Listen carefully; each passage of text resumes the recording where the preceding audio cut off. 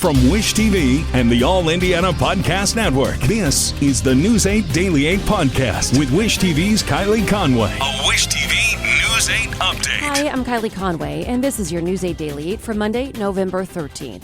It's going to be warmer with highs into the 60s today with plenty of sunshine. The skies over Indiana will be mostly clear. Winds out of the south 5 to 10 miles per hour, so not too breezy either. Should be a gorgeous day. Senator Tim Scott is no longer running for president. The South Carolina Republican revealed the decision late last night, surprising many, including donors and members of his own staff. Scott broke the news of his withdrawal in a Fox News interview. He entered the race with strong fundraising support, but struggled to gain traction in the race. He's the second candidate to pull out in 2 weeks. Former Indiana Governor and Vice President Mike Pence is the other. Pence posted this overnight. Senator Tim Scott is a man of faith and integrity who brought his optimistic vision and inspiring personal story to people all across this country, and he is my friend. I join millions in thanking him for his principled leadership past, present, and future, and wish him every blessing as he continues to serve South Carolina and America for many years to come. Congress has until midnight Friday to pass a spending plan to avoid a government shutdown. The new House Speaker, Mike Johnson, is working to win support for a temporary fix that takes an unusual approach. His plan would extend some programs through mid-January and others through early February. Typically, all programs expire at once in stopgap measures. Johnson says the change will head off excess spending. And the World Health Organization says hundreds of patients are trapped inside of Gaza's largest hospital, which is no longer functioning. The WHO says fighting between Israeli forces and Palestinian militants outside the hospital has complicated already critical circumstances. Health officials say that they're wrapping premature babies in foil to keep them alive. They say operating rooms are out of service without electricity, and anyone who needs surgery dies. It comes as Israeli Prime Minister Benjamin Netanyahu reiterates a ceasefire will not happen unless it includes the release of hundreds of hostages. Netanyahu says the responsibility for any harm to civilians lies with Hamas. Officials report more than 12,000 people have died since the war began. A person is dead after a shooting in a neighborhood just west of Indianapolis Motor Speedway. It happened early yesterday morning. Officers tell us a number of people were inside the house at the time of the shooting. At this point, police have not released the age or name of the victim. A man is under arrest accused of attempted rape on the IU campus in Bloomington. Police say bystanders helped stop the attack. IU police say they took 26-year-old Brian Jones into custody after he tried to assault a student early Friday evening. It happened in Dunn's Woods, just south of the student building. IU police say people nearby saw the assault and intervened. Officers arrested Jones near 4th and Lincoln. Investigators say he is not affiliated with the university and is facing several preliminary charges. In Bartholomew County, deputies are showing off the guns and drugs seized after an arrest. It stemmed from a conflict between neighbors. The sheriff's department says Joshua Woodruff accused his neighbor of stealing from him and pulled a gun on them. When deputies got there, they say Woodruff started yelling at them. Investigators got a search warrant and seized several handguns and rifles and found meth in the home. Joshua Woodruff now faces a number of charges, including intimidation with a deadly weapon. Nicole Woodruff faces drug charges. State police say alcohol contributed to a deadly wrong-way crash on I-69.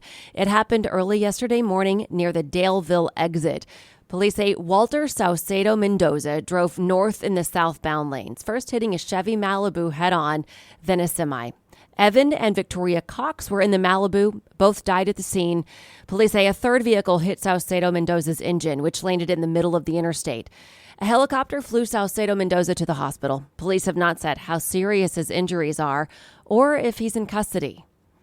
The Anderson University women's basketball team is pleading for support after someone stole their bags and equipment. The team posted a GoFundMe online yesterday. It says the team went to St. Louis on Friday for a tournament and visited the famous arch. The team says while they were there, somebody broke into the van within 30 minutes and stole all of the players' bags, jerseys, shoes, and personal items. The team says it's now trying to raise $5,000 to replace everything. It says any extra funds will go toward a mission trip to Costa Rica this summer. In Colts Watch, a win is a win, even if it's the lowest scoring game in all of the NFL season so far. Jonathan Taylor scored the only touchdown of the game against the Patriots yesterday. That, plus a dominating defensive performance, secured the 10-6 win in Germany. The Colts are now back to a 500 record heading into the bye week. Head coach Shane Steichen says he's really hoping that momentum keeps the Colts in a good position to finish out the season. The Colts play next on November 26th at home against the Tampa Bay Buccaneers. Workers in India are struggling to save some 40 workers trapped in a collapsed tunnel. The shaft was under construction when it happened. Police say the workers are safe. Rescuers are pumping oxygen into them through pipes. Authorities say crews have removed about 20 yards of debris with another 40 left to go. Officials expect the rescue to take another day or so. A state of emergency is in place in Iceland after a wave of earthquakes and the threat of a possible volcanic eruption. Officials are urging residents to evacuate from the coastal town after recording 800 earthquakes within 2 hours overnight on Friday. Iceland's Civil Protection Agency says a magma tunnel forming could reach the town. It says it's impossible to tell if and where the magma may break through the surface. Today, Donald Trump Jr. returns to the stand as a witness in the civil fraud trial against his father's real estate empire. The state rested its case Wednesday after 6 weeks of testimony from more than 24 witnesses. The former president's attorneys now start calling their own witnesses, beginning with Trump Jr. The judge in the trial denied the defense's request to end early through a directed verdict. The judge already ruled the Trumps are liable for fraud, but 6 causes of action still remain in the case. Los Angeles authorities say delays are likely today after a large fire shut down parts of I-10, which is already known for its traffic congestion. Crews are set to assess how much damage the fire caused today. Engineers are also tasked with making sure the highway can still support the 300,000 vehicles that typically travel the route each day. The fire ripped through 2 storage lots in an industrial area beneath the highway, spreading across 8 acres. Authorities say commuters should take public transportation or work from home. California Highway Patrol hasn't said how long the interstate will remain closed. Authorities say no one was hurt in the fire. The cause is under investigation. And to business headlines, a new poll shows that when it comes to tipping, many Americans are doing less than 20%. The Pew Research Center poll shows that 57% of American diners tip 15% or less for a typical sit-down meal, including 2% who say they wouldn't leave any tip. Pew researchers wrote that, and only about 22% of people said that they would leave a tip of 20% or more. The majority of United Auto Workers members at General Motors' Flint, Michigan assembly plant voted no on the union's tentative contract agreement with the automaker.